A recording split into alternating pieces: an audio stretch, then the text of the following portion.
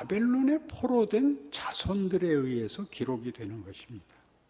바벨론으로 잡혀간 당대 사람들이 쓴 것이 아니라 상당 기간을 거기에서들 살고 후손들이 태어나서 선민, 유대인 된 특권들을 배우는 그 교육 받게 되는데 의문이 들었을 것 아닙니까?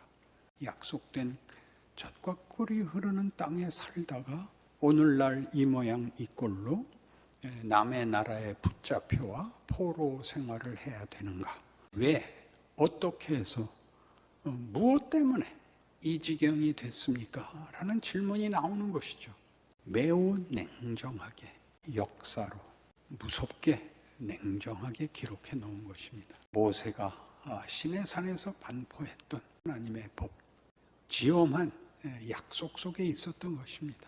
복된 길과 저주의 길을 선택하도록 부름받고 있었고, 우리의 생명과 복을 위하여 하나님의 말씀을 순종하라는 걸 어겨서 순종하면 나가도 복을 받고 들어와도 복을 받는 약속, 그리고 거역하면 나가도 벌을 받고 들어와도 저주를 받는 그 약속대로, 그리고 그 저주 속에는 전쟁에서 패하는 것, 무슨 기근이 드는 것, 전염병이 도는 것과 함께 가장 큰 벌은 뿌리가 뽑혀 다른 나라에 던져질 것이라 하는 예언이 있었던 것입니다.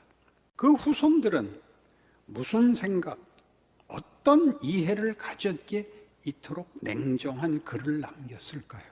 우리의 실패와 우리의 거역과 그래서 받은 심각한 벌들과 두려움, 역사들을 기록하여 우리에게 성경으로 지금 넘겨져 와 있습니다. 바벨론 포로에서 자기네들의 현실을 역사적으로 추적했을 때 뭐라고 말을 할 수 없는 심정으로 이 사실을 기록했던 그 사람들의 입장보다 더 크게 그들은 돌이킴을 받았으나 그걸 지키지 못하고 예수님이 오셨음에도 알아보지 못하고 못 박아 그 이후에 이스라엘은 온 세계에 흩어지는 난민이 되었습니다. 그러나 그 속에서 이 말하자면 이방 나라들은 구원을 받고 교회가 세워지고 심지어 유대인을 조롱할 수 있는 지위에까지 올라와서 예수를 믿는다는 자랑을 지난 2000년 교회 시대를 여기까지 우리가 겪고 있습니다. 이들은 예레미야의 꾸중을 하나님의 말씀에 지엄한 경고를 받으면서도 계속 끊임없이 지금 피할 길을 찾기에 급급했습니다. 이것은 쉽게 꾸중할 수 있는 문제가 아닙니다. 우리는 늘 그럽니다.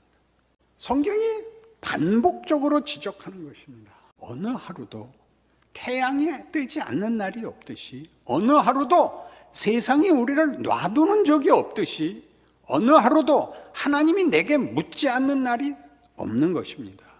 너 어떡할래? 이건 하루에 수백 번씩 일어나는 일입니다. 어떡할래? 오늘은 그냥 지나가고 싶습니다. 제일 무섭죠. 나는 누구인가가 오늘 하루의 삶 속에서 내가 누구인가가 정말 한 번이라도 표현되고 있는가? 그렇게 묻고 있습니다. 하나님의 일하심이, 하나님의 질문이 우리 생애 한순간도 없었던 적이 없는 대로 우리를 밀어넣고 있습니다. 여기를 여러분 이기셔야 됩니다. 도망갈 수 없는 여러분의 운명 사이에서 울고 불고 부대껴서 결국 최후의 승자가 되는 대로 돌아오는 그 결과를 여러분들에게 도전할 뿐입니다.